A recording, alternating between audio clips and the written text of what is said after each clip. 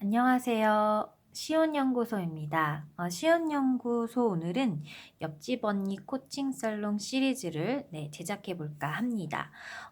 지난 시간까지와는 다르게 오늘부터는 교실에서의 창의성 교육이라는 도서를 가지고 이론적인 내용도 알아보고, 그리고 이 이론을 통해서 우리가 알아볼 수 있는 저만의 그 코칭 한마디도 같이 공유해 보고자 하는데요. 이번 편부터의 이 영상은 학교 현장에 계시는 선생님들께 조금이나마 도움이 되었으면 하는 바람으로 만들어 보도록 하겠습니다. 먼저 오늘 첫 번째 이 시간에는 교실에서의 창의적 사고 기르기라는 주제를 가지고 레이먼드 니커슨이라는 학자의 어떤 내용을 전달해 보는 시간을 가져보도록 할 건데요. 이 레이먼드 니커슨이라는 이 학자가 말했던 이 내용들 중에서 제가 좀 공감했던 부분이 있어서 몇 줄만 읽어보도록 하겠습니다. 나는 우리가 일반적으로 인식하는 것보다 태도와 신념이 창의적 비판적 사고의 질을 결정하는 데 매우 큰 역할을 한다고 점차 확신하게 되었다. 그렇다고 지식과 기술이 중요하지 않다는 것은 아니며, 다만 지식과 기술은 등식의 한 부분에 불과하기 때문에 그것만으로 창의적인 사고를 할 수 있다고 확신하기에는 충분하지 않다는 것이다. 그래서 저도 사실은 이 부분처럼 우리가 생각하는 어떤 그런 사고력이 중요한 것이지, 그 사고력에 활용되는 어떤 뭐 기호라든지 뭐 등식이라든지 아니면 뭐 지식이라든지 이런 정보들은 사실 사고력에 필요한 어떤 그런 하나의 부품일 뿐이다. 그리고 재료일 뿐이다 라는 말에 굉장히 공감을 하고, 또 우리의 창의적인 어떤 사고는 그 사람이 살아왔던 환경, 그리고 그 사람이 갖고 있는 태도, 그리고 그 사람이 생각하는 어떤 그런 신념에 따라서 굉장히 좋은 아이디어가 나오기도 하고, 또 다양한 아이디어가 나오기도 하고, 깊이 있는 아이디어가 나오기도 한다라는 것에 동의하고 있습니다. 그래서 이 레이먼드라는 이 학자가 이야기한 것 중에 오늘은 학생이 창의적으로 사고할 수 있도록 지도하는 방법에 대해서 이야기 나눠보고자 합니다. 첫 번째 지도하는 방법은 특정한 과제를 수행하는 방법과 특정한 문제에 대한 해결책은 오직 하나뿐이다 라는 생각을 고수하지 말라는 것입니다. 그래서 올바른 것이 중요하다라는 것만 강조해서는 안 된다라는 거죠. 학생이 수업 시간에 배운 내용을 정확하게 검사하되 다른 해결책을 허용해야 한다라는 이야기를 하고 있습니다. 모든 실수와 잘못은 당혹스러운 것이기 때문에 그 자체가 나쁘다는 인식을 갖게 하지 마라. 그리고 오답 뒤에 숨겨진 합리적인 근거를 설명하는 것에 대해서 시간 낭비라고 생각하지 마라 라고 이야기하고 있습니다. 그래서 가끔씩 학생이 독창적이고 매우 창의적인 사고를 증명해 보이려고 할 때, 그리고 실수처럼 보인다 하더라도 그 학생의 아이디어를 무시하고 그냥 학습을 위한 기회에만 충실하도록 하는 것은 창의적인 사고를 막는다라고 첫 번째로 이야기하고 있고요. 그 다음에 두 번째는 교사의 권위에 의심을 품게 해라 라는 겁니다. 그래서 무슨 얘기냐면, 이건 두려움에 대한 특별한 생각이 없다면 두려움 자체가 수능적인 태도를 갖게 하는 결정적인 요인이 될 수 있다라고 생각하지 말라는 겁니다. 두려움을 갖는 것이 반드시 수능적인 사고를 하게 만드는 것은 아니지만, 두려움은 비관습적인 생각을 쉽게 표현하지 못하게 만드므로 책임감을 지닌 학생에게 실수를 허용해라 라는 이야기를 하고 있습니다. 그 다음에 세 번째는 무슨 수를 써서라도 수업을 계획표대로만 진행하려고 하지 말아라 라는 이야기를 하고 있는데요. 학생에게 교사의 지시사항이나 교재에 명시된 문제만을 학습하도록 강요하지 말아라 라는 겁니다. 대부분의 연구자들은 창의성을 위해서라면 문제 해결과 별도로 문제 발견하는 것이 매우 중요하다고 강조하는데요. 그러다 보면 창의적인 학생은 정해진 문제를 그냥 다 정답을 정답을 찾으려고 하기보다 문제를 스스로 발견해보고 싶어하는 경향이 높을 수가 있습니다. 그래서 어떤 교사라도 수업 외 시간에 그들이 문제를 발견하는 것들을 돕도록 수업 시간에 어떤 정해진 문제에만 몰입하도록 하지 말고 그런 어떤 창의적인 학생의 관심사에 대해서 좀 관심을 가져라 라는 이야기를 하고 있습니다. 그 다음으로는 독창적인 생각을 가져야 한다고 생각하는 학생이 있다면 수용해라 라는 이야기를 하고 있는데요. 누구라도 창의적일 수 있다라고 생각을 하는 것이 매우 중요하다라고 이야기하고 있습니다. 그 다음으로는 지식이 구분될 수 있는 신념을 갖도록 하는 것을 막아야 된다라고 이야기하고 있는데 이 얘기는 뭐냐면 영어 시간에 배운 내용과 역사 수업 시간에 배운 내용을 연결하지 못하도록 분류해서 가르치는 것이 아니라 모든 학문에 있어서는 어떤 전이되는 어떤 그런 상황이 있을 수 있다라는 것을 충분히 아이들에게 설명하고 이해시켜야 된다라고 이야기하고 있고요. 그 다음으로는 의도한 것을 입증하기 위한 표어를 사용하지 말아라 라는 겁니다. 그래서 어떤 내용을 딱 하면 그 내용이 완전하게 이 내용이다 라고 정의를 설명하는 데만 급급하지 말고 예를 들어서 뭐 어떤 속담을 배웠다면 이 속담에 대한 여러 예시를 들음으로써 아이들이 이 속담의 뜻을 찾아가는 과정에서 어떠한 상황에 나의 어떤 경험이나 이런 것들을 미루어 짐작해 볼 수 있는 시간적인 어떤 여유를 줘라라는 이야기를 하고 있습니다. 그리고 호기심이나 연구하고자 하는 열의를 북돋아라 라는 이야기를 하고 있는데 아이들은 자연스럽게 모든 것을 호기심 있게 관찰하기 때문에 그 마음을 좌절시키기가 때로는 굉장히 그러니까 어려울 수 있다. 그러니까 호기심을 갖는 친구들이 계속해서 그 산만하게 뭔가를 보고 뭔가를 관찰하는 시간 서로 좀 시간적인 어떤 차이가 다르기 때문에 그 친구만을 바라볼 수만은 없지만 일반적으로 아동은 끊임없이 질문하는 것이 당연하기 때문에 그러한 내용에 대해서 조금 압축적으로 설명해 보라고 하고 그 내용에 대해서 좀 공감해 주는 그리고 이야기를 해볼 수 있는 그런 기회를 제공하는 것이 좋다라고 이야기하고 있습니다. 그 다음으로는 창의적인 사고의 발전은 현실과 대조를 이루는 것이 아니다라고 친구들에게 얘기를 해보라는 겁니다.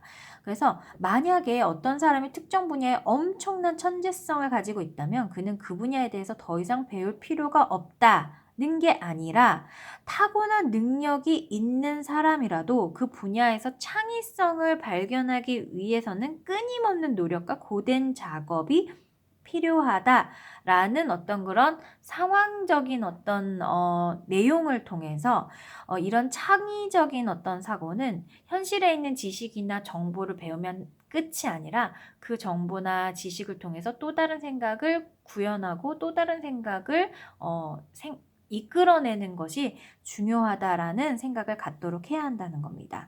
그 다음으로는 무엇보다도 재미있게 학습하거나 재미있게 문제를 해결하도록 노력해야 한다라고 이야기하고 있습니다. 그래서 재미있는 것들은 더 열심히 공부하기 때문에 이 두 가지가 동시에 일어날 수 있도록 기회를 제공해라 라는 이야기를 하고 있습니다. 그래서 이렇게 창의적인 어떤 활동에 대한 몇 가지의 예시를 설명하고 있는데 저는 오늘 이것들 중에서 두 번째 제가 이야기했던 교사의 권위에 의심을 품게 해라 라는 어떤 내용에 대해서 좀 공감을 해보고 있습니다. 한국의 어떤 초등학교의 수준이라는 게 굉장히 차이가 많이 나는 것 같아요. 무슨 얘기냐면 지역적인 차이를 말씀드리는 거거든요. 그래서 학군이 좀 우수하고 좋은 학군에 가면 그만큼 좀 뛰어난 친구들이 많이 모여 있는 것 같아요. 그리고 조금 낙후된 지역, 학군에 조금 낙후되어 있거나 아니면 그 주변 지역이 좀 학군에 별로 관심 없는 지역으로 가면 제가 방금 전에 이야기했던 이 A라는 학군에 비해서는 친구들이 호기심이라든지 아니면 무엇을 발견해내는 거라든지 어떤 내용을 좀 익히려고 하는 노력이 좀 덜하거든요.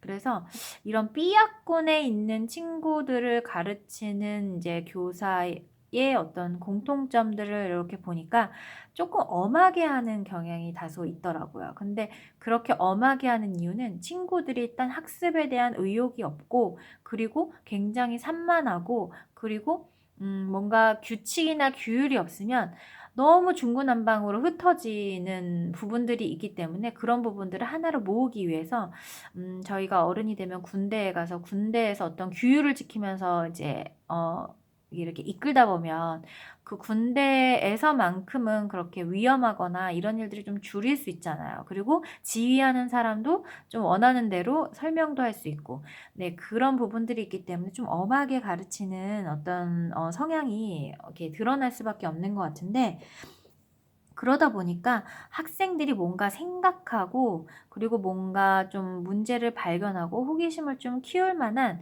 그런 어떤 상황들은 좀 억제가 되는 것 같은 그런 느낌이 듭니다. 그런데 더 이렇게 위험하다고 생각이 들었던 게, 좀 그런 어떤 자유가 보장되는 순간, 어 지금만큼은 선생님의 이야기를 안 들어도 좋다. 지금만큼은 내 생각을 자유롭게 이야기를 해 봐도 좋다라고 생각이 되는 그 순간에, 학생들은 분명히 이러한 상황에서 어떻게 질문하고 어떤 내용을 발견해야 되는지에 대한 방법을 알고 있어야 되는데, 그 방법을 모르기 때문에 그냥 듣기만 하다가 뭐 재미가 없으면 흐트러지기도 하고, 듣기만 하다가 또 별거 아닌 것 같으면은 굉장히 또 그냥 놀이하고 싶은 마음에 집중돼 버리는, 이게 뭔가 좀 아예 수업을 할 수 있는 환경 자체가 조성이 되지 않은 경우가 굉장히 많고, 그런 것들이 문제라는 생각이 들었습니다.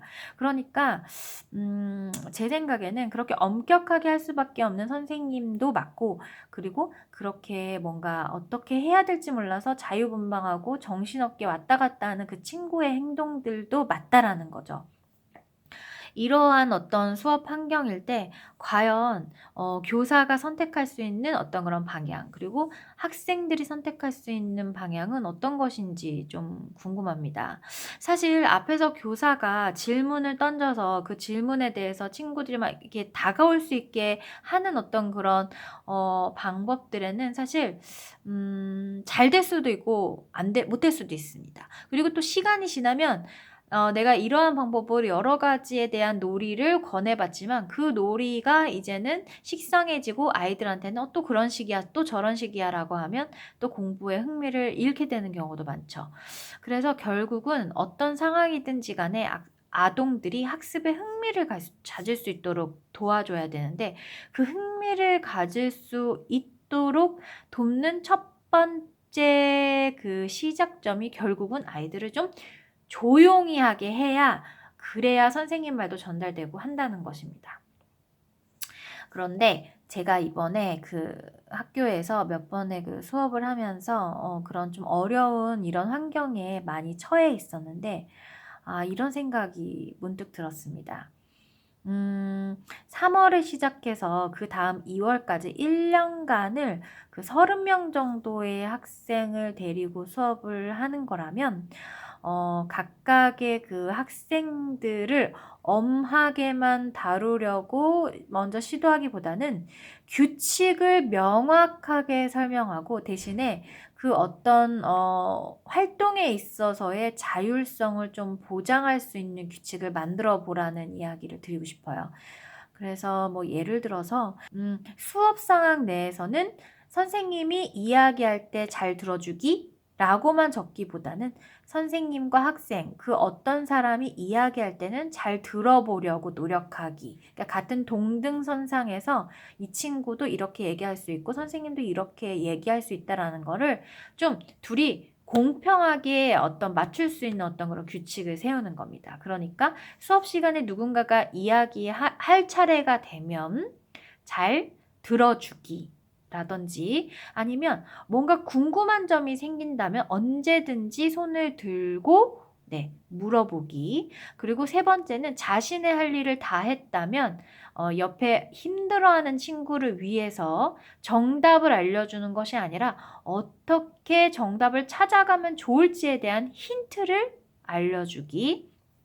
혹은 또 네 번째로는 뭔가 산출물이나 팀 활동을 할 때에는 친구의 생각이 무조건 장난스럽다고 생각하지 말기.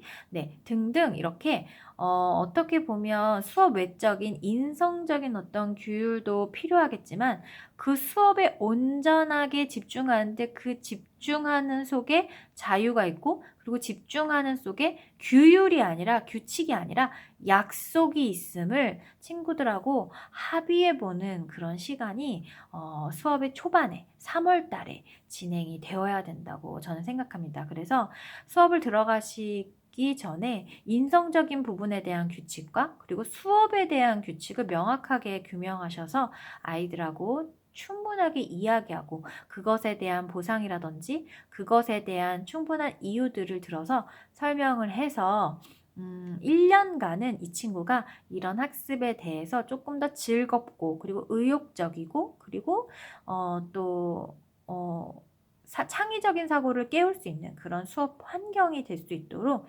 도와야 되지 않을까라는 생각을 해봤습니다. 또한 이러한 저의 어떤 코칭의 내용을 뒷받침할 만한 근거로서 저는 6장에 있는 창의적 사고와 비판적 사고를 교육과정에 융합하게 편에 교실 환경 편을 좀 이야기를 더 드려볼까 합니다. 좀 제가 공감했던 내용을 좀 더 읽어보면 창의성과 비판적 사고를 교육과정에 통합하기 위한 수업을 설계하기 전에 교사는 학생의 창의성 개발에 도움이 되는 교실 환경을 만드는 것이 중요하다. 교실 환경의 특성들 중에서는 교사의 행동과 관련된 부분이 많다. 토렌스는 교사 자신이 창의적으로 행동하는 것을 보여주고 창의성의 가치를 공개적으로 표현하는 것이 학생의 창의성 개발에 중요한 영향을 미친다고 강조했다. 학생의 창의성을 효과적으로 개발하는 교사의 또 다른 특성으로는 융통성, 낙천성, 자발성, 여유로움 등이 있다고 합니다. 또 교사에게 온정을 느끼는 아동에게 창의성과 관련된 내재적 동기가 높은 것으로 나타났고 교사의 인기, 열의, 공손함이 아동의 동기와 정적인 상관이 있었다고 합니다. 교사가 조성하는 교실 분위기는 창의성 발달에 영향을 미치기도 하는데요. 교사는 심리적으로 안전한 분위기를 조성함으로써 창의성을 고취할 수 있습니다. 그런 분위기 속에서 학생은 교사와 친구가 비웃지 않을까 걱정하지 않고 자신의 모습 그대로 나타낼 수 있으며 기꺼이 도전하고 심한 스트레스를 받지 않는다라고 로저스가 말했다고 합니다.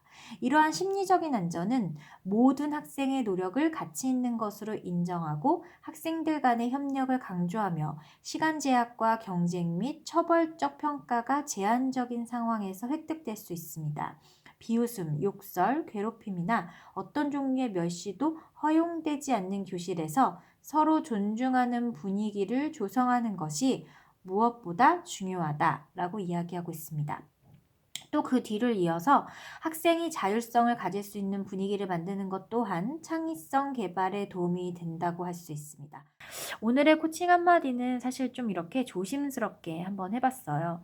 제 이야기를 통해서 조금 더 발전된 내용을 추가해서 그런 학습, 창의적인 사고를 할 수 있는 학습 환경을 잘 만들어 갈 수 있는 그런 계기 그리고 자극제가 되었으면 합니다. 오늘의 온라인 학습 가이드도 도움이 되었기를 바라며 저희는 그 다음 시간에 뵙도록 하겠습니다. 그럼 모두 안녕.